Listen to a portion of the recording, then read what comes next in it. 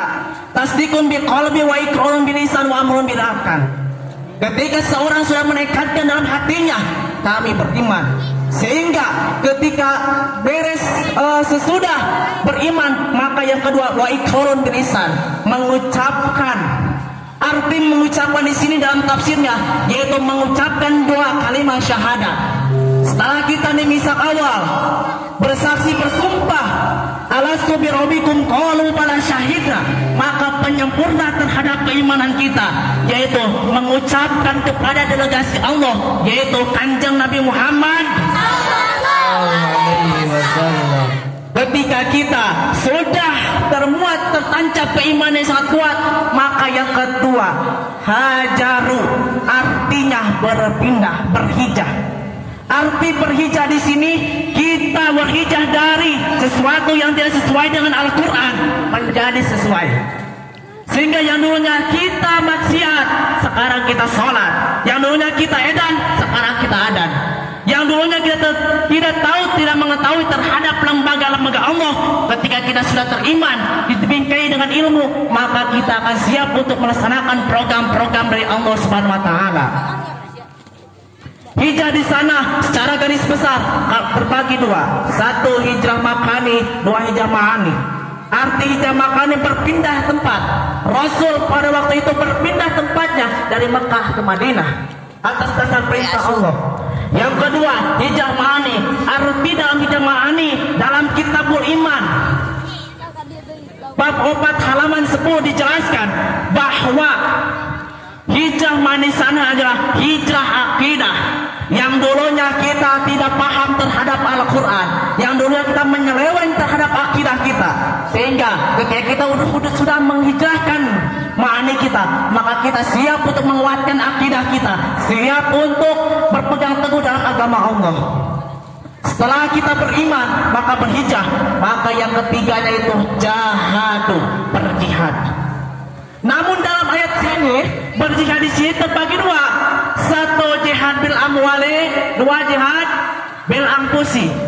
Arti jihad bil amwali yaitu menaklukkan segenap harta kita semata-mata karena Allah Subhanahu wa taala.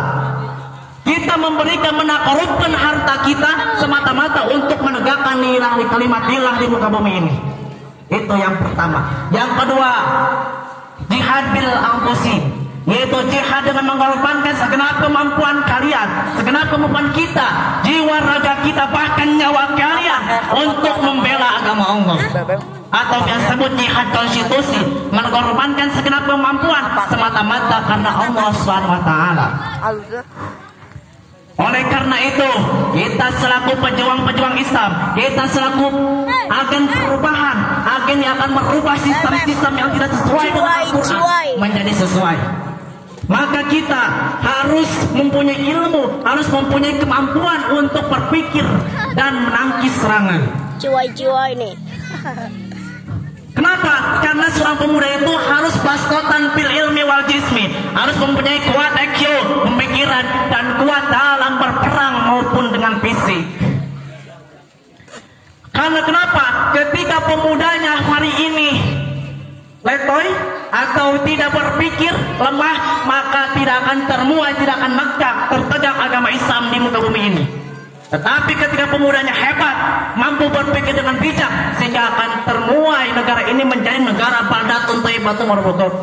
Atau asal subhanahu rijalun quwwat. Pemuda hari ini adalah pemuda, adalah pemimpin di waktu yang akan datang.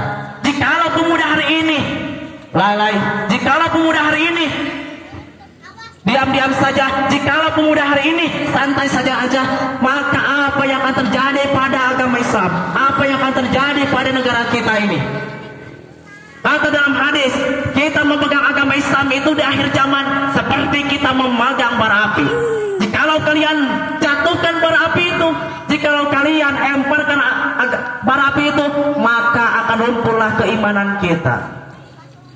Oleh karena itu, janganlah kalian melalai, terus menjupri terhadap ilmu. Terus niatkan kan Allah untuk menegakkan kalimatillah di muka bumi ini. Sehingga ketika kita sudah bersungguh-sungguh dalam menyampaikan syiar-syiar Islam, maka kita akan menjadi agen penerus, agen perubahan untuk menyampaikan muka bumi ini.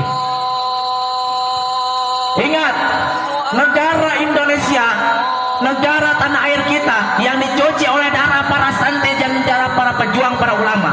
Jikalau tidak ada para ulama, jikalau tidak ada para santri, tidak akan termuai kemerdekaan. Pada waktu itu, negara Indonesia ketika mau merdeka, maka ada seorang yang mau meminta bantuan kepada seorang santri. Negara Indonesia dicuci oleh darah para santri. Oleh karena itu, jaga tanah air kita, jaga keislaman kita dan keimanan kita. Jangan takut kita dengan musuh. Terus berjuang agama Allah, terus sampaikan siar-siar agama Allah di muka bumi ini.